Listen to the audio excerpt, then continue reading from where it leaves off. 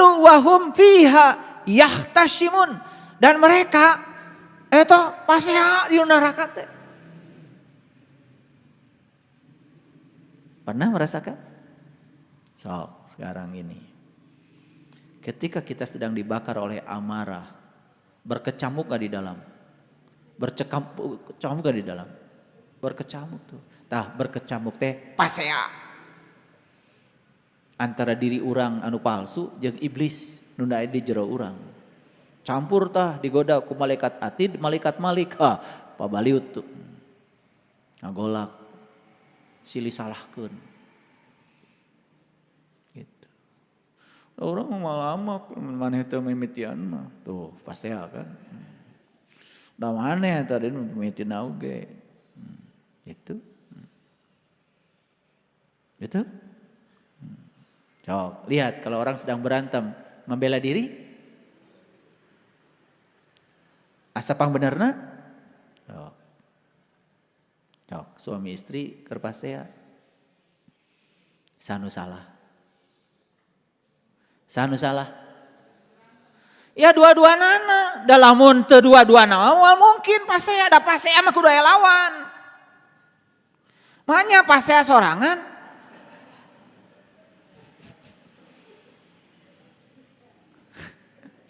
Pasea mah dua minimal. Da sorangan mah moal bisa. Makanya saya sering ngasih tahu kalau mau cekcok boleh, asal jangan berjamaah. Sok, kalau ada orang cok, antep we. Antep. Da meuli lagi capek. Pasti heureun teh si eta teh. Nah bisa hurung teh si iblis teh tadi ya malaikat maliknya, malaikat atid itu bisa ngagolak itu. Kenapa? Karena kita ngasih api tambahan. Jadi sebetulnya ketika kita berantem dan orang itu semakin marah itu karena kita sumbang energi, supply api baru. Itu. Makanya kalau berantem batasi masalahnya pada yang sedang dibicarakan. Tong sok kamana-mana, ieu moder mamawa kolot.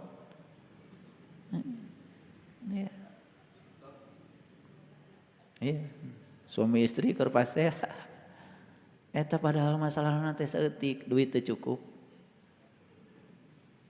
Ieu moder, da aing teh dikawinkeun teh ku kolot maneh tuh, mawa kolot.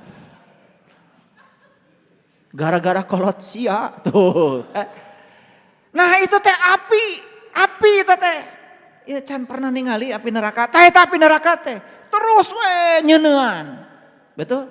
Ngagebur atuh. Paham? Jadi berantem itu pasti lebih dari satu.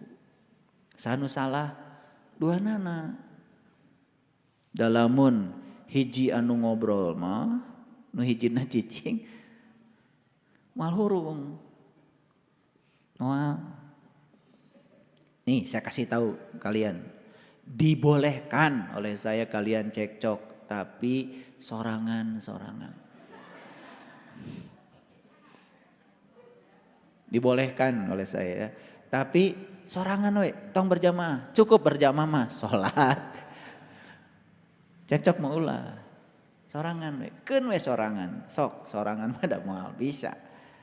Paham ya? Nah ilmu yang gitu aja kita itu belum timu sampai sekarang itu. Masih aja karena berbicara sesuatu itu ilusif. Terus aja ke masa depan. Bicara neraka teh terus aja masa depan. Padahal geus caricing aya teh di dinya.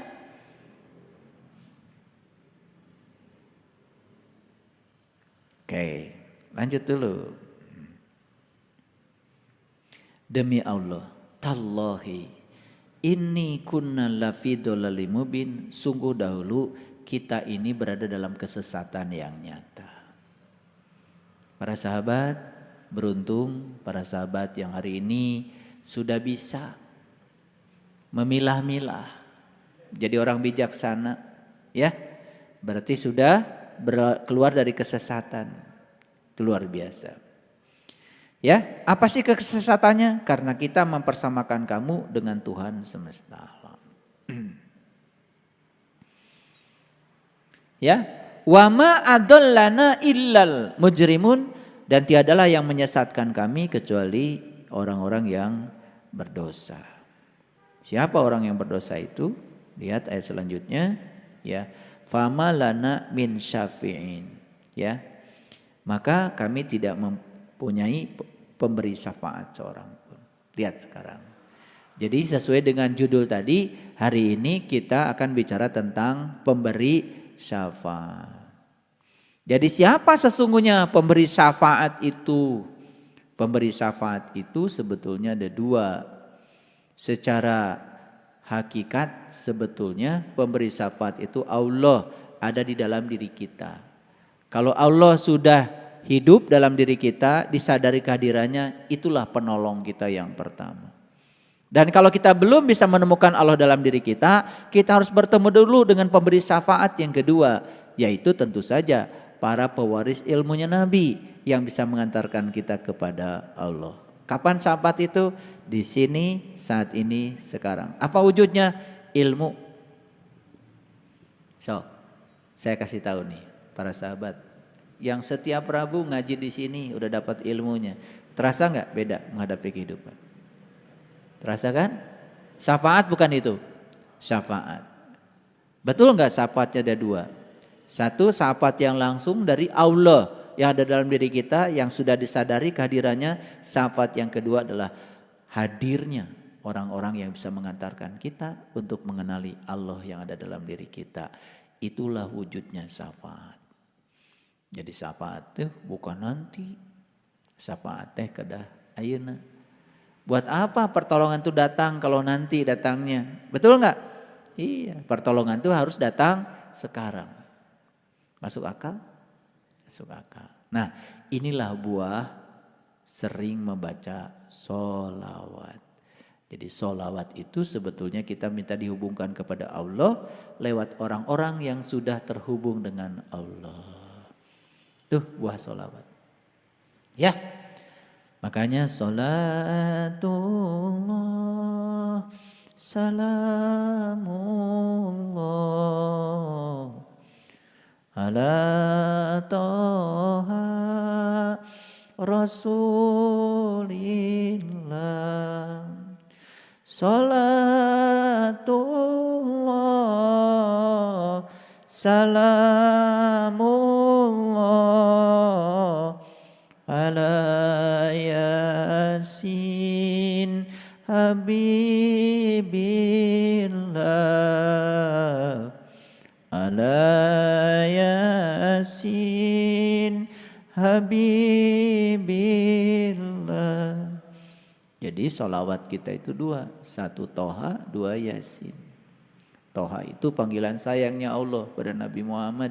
Yasin itu adalah panggilan sayangnya Allah pada Nabi Muhammad. Makanya Yasin itu Habibillah. Toha itu Rasulullah. Toha Rasulillah. Yasin Habibillah. Jadi Toha dan Yasin itu ya itulah syafaat kita. Makanya harus bertemu dalam hidup itu dengan dua. Satu Toha, yang kedua Yasin. Kalau bertemu dengan mereka jadi ngerti. Yasin wal Qur'anil Hakim innaka laminal mursalin ala siratim mustaqim. Ngerti. Innama amruhu idza arada syai'an ayyakula lahu kun fayakun. Makanya kalau sudah sampai kepada diri sejati kita, ya kita mengerti kun fayakunnya Allah. Kun fayakunnya Allah itu adalah evolusi. Semua hidup itu adalah evolusi. Semua berproses, tidak ada benar salah. Semua yang terjadi, terjadilah. Makanya ketika sholat kita sudah membaca Allahumma antas salam wa minkas salam wa ilaika ya'udus salam fahayyina rabbana bis salam wa adkhilnal jannata darus salam tabarakta rabbana wa ta'alaita ya dal jalali wal ikram Allahumma la mani'a lima a'taita wa la mu'tiya lima manata wa la yanfa'udal jaddi minkal jaddu. Gitu. Ngartos henteu? Teuing lah. Nu penting mah asal maca we. Tah kitu mah Ujang pangtarikna ari maca teh. Sipikeran mah Ujang. Ditanya teu ngarti. Kalau kita sudah ketemu dengan yang maha damai, siapa? Sang sumber kedamaian, Allahumma antas salam dan seterusnya. Allahumma la mani'a lima a'taita wa la mu'tiya lima manata wa la radda lima qadaita wa la yanfa'udal jaddi minkal jaddu. Ya Allah, jika Engkau mau sungguh aku tidak akan bisa menghalangi kehendak-Mu. Dan jika Engkau tidak mau, aku tidak bisa memaksa supaya itu terjadi. Apa yang terjadi, terjadilah. Itulah orang damai.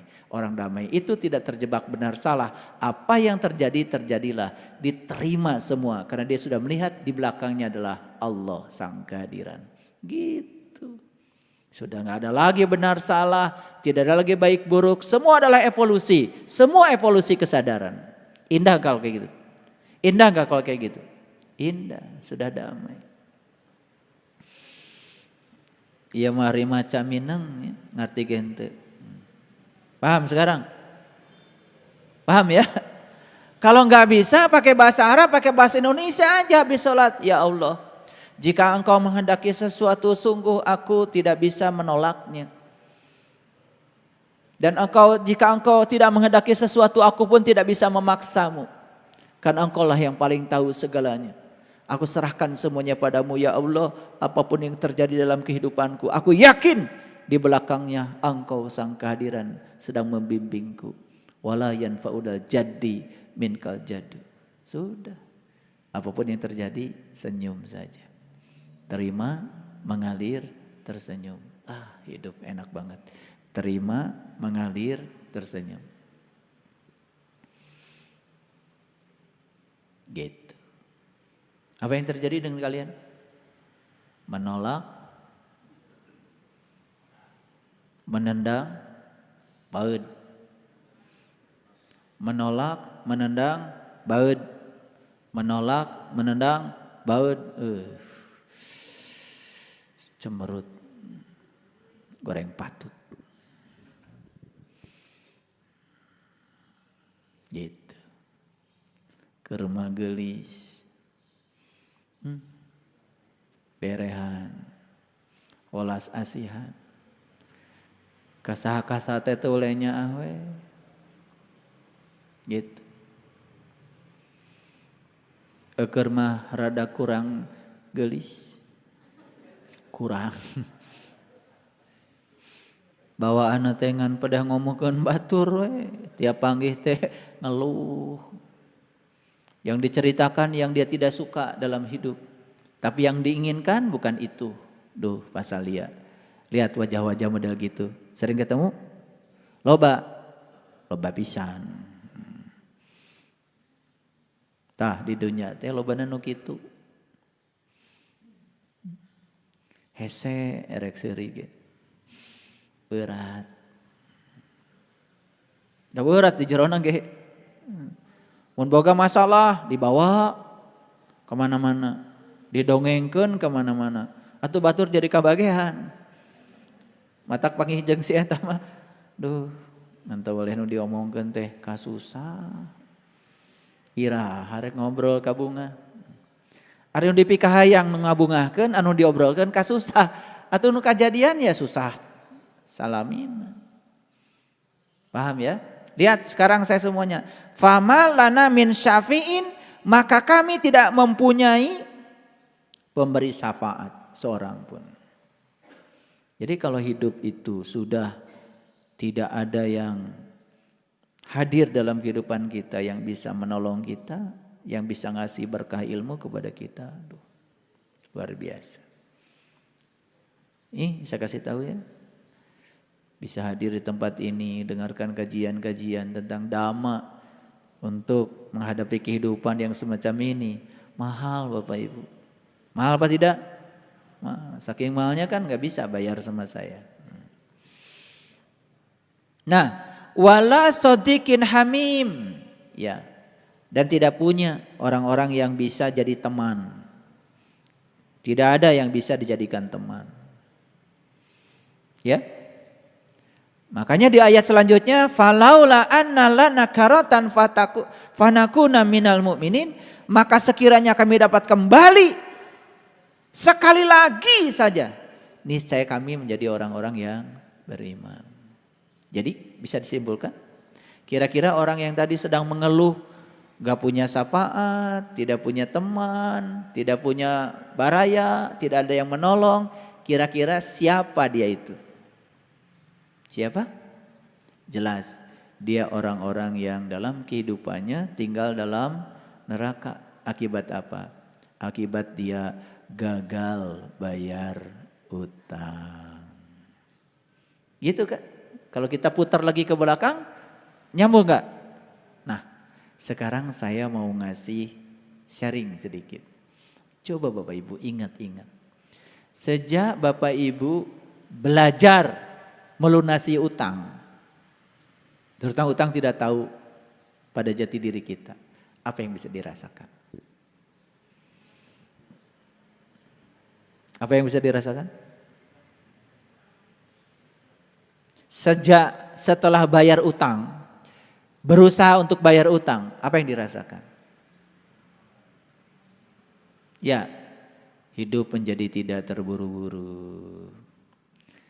Terima, mengalir, senyum. Senang, senyum. Susah, senyum. Sekolah ge langsung gue, batur mah S3 heula, ya mah S4. Senang, senyum, susah, senyum. Tuh langsung S4. Belum tentu Bapak Ibu yang lulusan perguruan tinggi nusa kolona laluhur teh bisa gitu cantang tuh. Karena hasil pelajaran intelektualitas tidak pernah mendorong orang menjadi bijaksana. Jangan heran ya, banyak orang-orang serakah justru yang intelektualitasnya tinggi. Mereka mencuri, bukan mencuri seperti orang biasa. Mencuri lebih dahsyat lagi teknik mencurinya, lebih banyak lagi. Itulah yang sudah kita saksikan, para koruptor. Siapa koruptor itu? Sebetulnya koruptor itu orang-orang yang kekurangan.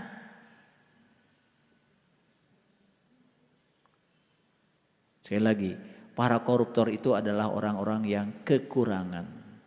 Makanya dunia ini cukup buat semua penghuni bumi, asal jangan serakah. Tapi dunia ini tidak cukup sekalipun buat orang yang hanya untuk satu orang yang serakah. Dunia ini moal mahi keur nu serakah mah. Tapi dunia bakal mahi keur sawe jelema yang tidak serakah. Cukup dunia ini. Mau ditambah berapa miliar lagi penduduk bumi, cukup. Kan jangan usah khawatir. Jadi siapa koruptor itu? Orang yang kekurangan.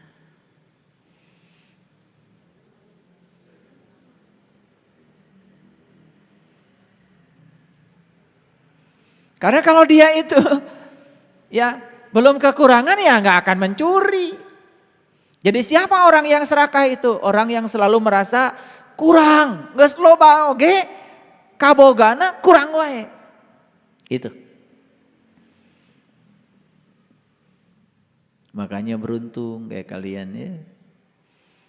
Sudah bisa merasa berkecukupan, alhamdulillah. Wih pengajian, calik di kursi, nunutan. Tibra, alhamdulillah. Batur mah loba harta, loba kelibuk, gaduh king koil oge, hese, sare. Ibu bapak mah ngaji kayak bisa tunduh. Makanya kalau lagi pengajian kayak gini ada yang nunutan, oh saya doakan itu, berarti udah damai banget itu. Udah luar biasa itu, udah melampaui itu, ya udah luar biasa. Ngaji wae bisa sare. Ngan didoakeun ku peribados mah ulah sampai kasare di dapur. Keun we di pengajian mesare itu berarti udah masuk di gelombang delta. Itu udah luar biasa itu. Jadi cengkraman gelombang betanya itu udah berkurang, itu udah luar biasa. Makanya saya kan pernah usil, ada yang ngorok pun lagi ngaji nggak apa-apa. Kalau ada pengajian dengan saya bisa tidur tuh yang salah saya. Berarti ceramahnya nggak jelas. Jadi sampai di sini bisa dipotret ya sekarang. Ya, seandainya hari ini kita masih terjebak oleh jahim, masih terjebak oleh neraka, tersulut oleh api neraka, itu tanda bahwa sebetulnya proses bayar utang kita belum sempurna. Oleh karena itu saya mengajak para sahabat semuanya, ayo deh lunasi utang kita, lunasi ya. Ciri orang yang sudah lunas, dia sudah selesai dengan dirinya sendiri. Waduh, bebaslah dari segala, bahkan dari penyakit sekalipun. Ya, ya. Saya jarang istirahat, hampir tidak punya waktu buat istirahat. Istirahat lama gitu, hampir tidak punya waktu. Kegiatan saya sangat luar biasa banyak. Bahkan saya kemarin ke kampung, saya nyetir sendiri. Nyetir sendiri. Yang sudah pernah tahu ke kampung saya seperti apa medannya ke sana. Saya nyetir, bolak-balik. Ya, alhamdulillah. Tadi malam baru sampai di rumah. Udah banyak sekali yang harus saya kerjakan hari ini. Karena hari ini saya harus menelaah banyak skripsi untuk besok sidang tanggal 20. Supaya mahasiswa tidak bayar SPP lagi nyebrang ke bulan Februari. Tumpukan tuh skripsi di rumah yang harus saya baca. Sampai tengah malam saya masih baca skripsi. Saya periksa satu-satu. Kasihan biar mahasiswa cepat lulus. Gitu. Pagi-pagi harus sudah kesini lagi. Ya. Itulah. Tapi kalau kita terus ya, hidup itu pokoknya terima, mengalir, tersenyum, terima, mengalir, tersenyum, apapun kita nikmati. Maaf ya, saya kalau pulang kampung tuh, saku saya harus tebal, harus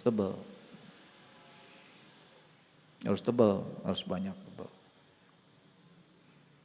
Karena kalau tidak menyiapkan uang, nanti ketemu tuh kalau nggak ngasih itu, aduh itu sedih.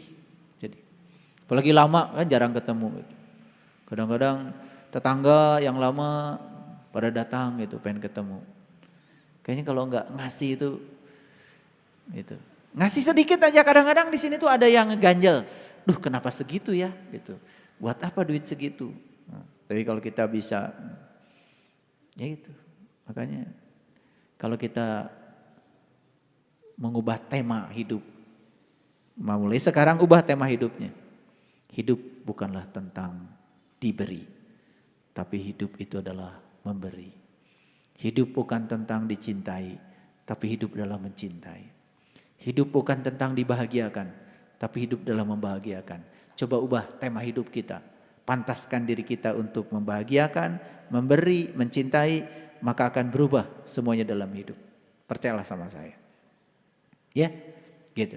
Jadi habis dari kampung itu ya, walaupun kita dalam tanda kutip ya sedang berduka, tapi rasa duka itu tidak ada. Ya, yang ada itu adalah kebahagiaan, kita bisa berbagi.